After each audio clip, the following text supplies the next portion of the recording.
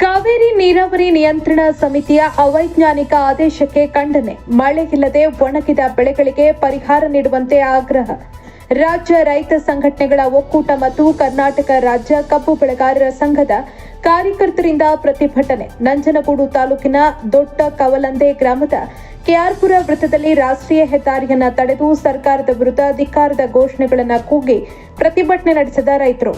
ಕರ್ನಾಟಕ ರಾಜ್ಯ ಕಬ್ಬು ಬೆಳೆಗಾರರ ಸಂಘದ ರಾಜ್ಯಾಧ್ಯಕ್ಷ ಹಾಡ್ಯ ರವಿ ಅವರ ನೇತೃತ್ವದಲ್ಲಿ ನಡೆದ ಈ ಪ್ರತಿಭಟನೆಯಲ್ಲಿ ರೈತರು ಮಳೆ ಇಲ್ಲದೆ ಒಣಗಿದ ಜೋಳದ ಬೆಳೆಯನ್ನ ತಂದು ಆಕ್ರೋಶ ವ್ಯಕ್ತಪಡಿಸಿದರು.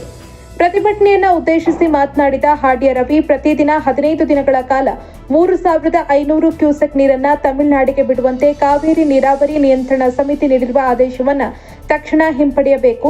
ತಮಿಳುನಾಡಿಗೆ ನೀರು ಹರಿಸಬೇಕೆಂದು ಅವೈಜ್ಞಾನಿಕ ಆದೇಶ ನೀಡಿರುವುದು ಖಂಡನೀಯ.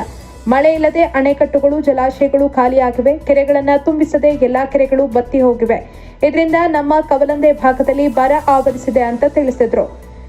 ಇನ್ನು ರೈತರು ಬೆಳೆದಿದ್ದ ಕಬ್ಬು, ಬಾಳೆ, ಜೋಳ, ಅಲಸಂದೆ, ಅವರೆ ಸೇರಿದಂತೆ ಎಲ್ಲಾ ಬೆಳೆಗಳು ಒಣಗ್ತಾ ಇವೆ. ತಮಿಳುನಾಡಿಗೆ ನೀರು ಹರಿಸಿ ಸರ್ಕಾರ ರೈತರ ಸಮಾಧಿ ಮಾಡ್ತಾ ಇದೆ ಅಂತ ಕಿಡಿಕಾರಿದ್ರು. ಮುಖ್ಯಮಂತ್ರಿಗಳು ಬಂದು 2 ತಿಂಗಳಾಯಿತು. ಅವರು ಬರ ಅಧ್ಯಯನ ಮಾಡಬೇಕಾಗಿತ್ತು. ಕಾವೇರಿ ನೀರಾವರಿ ನಿರ್ವಹಣಾ ಪ್ರಾಧಿಕಾರಕ್ಕೆ ಸರಿಯಾದ ಮಾರ್ಗದರ್ಶನ ಮಾಡಬೇಕಿತ್ತು. ಆದರೆ ರೈತರನ್ನ ರಸ್ತೆಯಲ್ಲಿ ಕೂರುವ ಪರಿಸ್ಥಿತಿಗೆ ತಂದ ಸರ್ಕಾರಕ್ಕೆ ಧಿಕ್ಕಾರ ಅಂದ್ರು. ಏನಿವತ್ತು ಕಾವೇರಿ ನೀರು ನಿರ್ವಹಣಾ ಪ್ರಾಧಿಕಾರ ಆದೇಶವನ್ನು ಮಾಡಿ ಕಾವೇರಿ ಕೊಳ್ಳದಲ್ಲಿ ಇರ್ತಕ್ಕಂಥ ನೀರನ್ನ ಪ್ರತಿನಿತ್ಯ 3,500 ಕ್ಯೂಸೆಕ್ ನೀರನ್ನ 15 ದಿನಗಳ ಕಾಲ ತಮಿಳುನಾಡಿಗೆ ಹರಿಸಬೇಕಂತ ಹೇಳಿ ಒಂದು ಅವೈಜ್ಞಾನಿಕ ಆದೇಶವನ್ನು ನೀಡತಕ್ಕದ್ದು. ಈ ಆದೇಶವನ್ನು ಏನಿವತ್ತು ರಾಜ್ಯ ರೈತ ಸಂಘಟನೆಗಳ ಒಕ್ಕೂಟ, ಕರ್ನಾಟಕ ರಾಜ್ಯ ಕಬ್ಬು ಬೆಳೆಗಾರರ ರೈತ ಸಂಘ ಖಂಡಿಸಿ ನಂಜನಗೂಡು ತಾಲೂಕು ಏನು ದೊಡ್ಡಕವಲಂದೆ ಹೋಬಳಿ ಹೆದ್ದಾರಿಯನ್ನು ತಡೆದು ಸಾಂಕೇತಿಕವಾಗಿ ಇವತ್ತು ನಾವು ಒಂದು ಸರ್ಕಾರಕ್ಕೆ ಎಚ್ಚರಿಕೆಯನ್ನು ಕೊಡ್ತಾ ಇದ್ದೀವಿ. ಬಂಧುಗಳೇ, ನಮ್ಮಲ್ಲಿ ಇವತ್ತು ಇರ್ತಕ್ಕಂಥ ನೀರು ಏನು ನಮ್ಮ ಕಾವೇರಿ ಕೊಳ್ಳದಲ್ಲಿ ಇರ್ತಕ್ಕಂಥ ನೀರು 52 ಅಡಿ ನೀರು ಮಾತ್ರ ನಮ್ಮಲ್ಲಿ ಶೇಖರಣೆ ಆಗಿದೆ. ಒಟ್ಟು 95 TMC ನೀರು ನಮ್ಮಲ್ಲಿ ಇರಬೇಕಾಗಿತ್ತು. ಈ ವರ್ಷ ಏನು 4 ತಿಂಗಳಿಂದ ಬರ ಮಳೆ ಆಗದಲೇ ನಮ್ಮ ಅಣೆಕಟ್ಟೆಗಳೆಲ್ಲ ಖಾಲಿಯಾಗಿದೆ. ಮತ್ತು ಈ ಭಾಗದ ಏನು ಕೆರೆ ತುಂಬಿಸೋ ಯೋಜನೆಗಳು ಖಾಲಿ, ಇವತ್ತು ಕೆರೆಗಳೆಲ್ಲ ಖಾಲಿ ಇದೆ. ನಮ್ಮ ಬೆಳೆಗಳು ಒಣಗ್ತಾ ಇದೆ. ಜೋಳ ಇರ್ಬೋದು, ರಾಗಿ ಇರ್ಬೋದು, ಮೆಕ್ಕೆಜೋಳ, ಕಬ್ಬು, ಬಾಳೆ ಇವತ್ತು ಅಂತರ್ಜಲ ಕುಸಿತಾ ಇತ್ತು. ಏನು ಇವತ್ತು ರೈತರ ಕೃಷಿ ಪಂಪ್ ಸೆಟ್ಗಳು ನೀರಿಲ್ಲದೆ ಕೆರೆ ಕಟ್ಟೆಗಳ ನೀರು ತುಂಬಿಸ್ತೇನೆ ಇವತ್ತು ಸರ್ಕಾರ ರೈತರ ಸಮಾಜದ ಮೇಲೆ ಇವತ್ತು ಆಡಳಿತವನ್ನು ಮಾಡ್ತಕ್ಕಂಥದ್ದು. ಬಂಧುಗಳೇ, ನಾವು ನಿಜವಾಗ್ಲೂ ಹೇಳ್ತಾ ಇದ್ದೀವಿ ಮಾನ್ಯ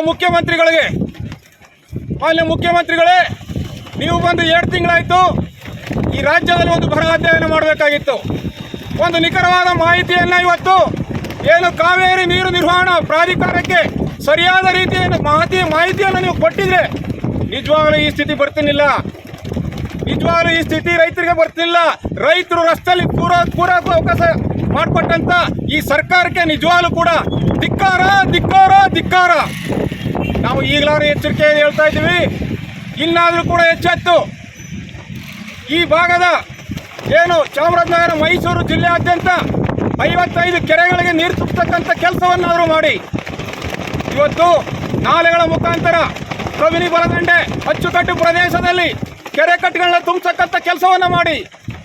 ಇದನ್ನು ಬಿಟ್ಟು ಡೆಲ್ಲಿಲಿ ಹೋಗಿ ನಾ ಮಂತ್ರಿ ಆಗಿಲ್ದೆ ನನಗೆ ಮಂತ್ರಿ ಕೊಡಿ ಅಂತೇಳಿ ಅವಿವೇಕಿಗಳು ನೀವು ಹೋಗಿ ಇವತ್ತು ರೈತರು ಇಲ್ಲಿ ಹೋರಾಟ ಮಾಡ್ತಿದ್ದಾರೆ ರಸ್ತೆನಲ್ಲಿ. ನೀವು ಹೋಗಿ ಡೆಲ್ಲಿ ಕೂತಿರಲ್ಲ ಮುಖ್ಯಮಂತ್ರಿಗಳೇ. ಇದು ನಿಮ್ಮ ಆಡಳಿತ ವೈಖರಿ, ಇದು ನಿಮ್ಮ ಆಡಳಿತ ವೈಫಲ್ಯ. ಎಲ್ಲೋ ಕೂತಿರ್ತಕ್ಕಂಥ ಬೆಂಗಳೂರು ಪಟ್ಟಣದಲ್ಲಿ ಇರ್ತಕ್ಕಂಥವ್ರಿಗೆ ನೀರಾವರಿ ಮಂತ್ರಿಯನ್ನು ಕೊಟ್ಟು ಅವೈಜ್ಞಾನಿಕ ಮಾಹಿತಿ ಇಲ್ಲೇ ಆ ಮಾಹಿತಿ ಸೋರಿಕೆಯಾಗಿ ಇವತ್ತು ಕಾವೇರಿ ನೀರು ನಿರ್ವಹಣಾ ಪ್ರಾಧಿಕಾರ ಈ ಒಂದು ಸ್ಥಿತಿಯನ್ನು ನಮ್ಮ ಈ ಭಾಗದ ರೈತರುಗಳಿಗೆ ತಂದಿದೆ.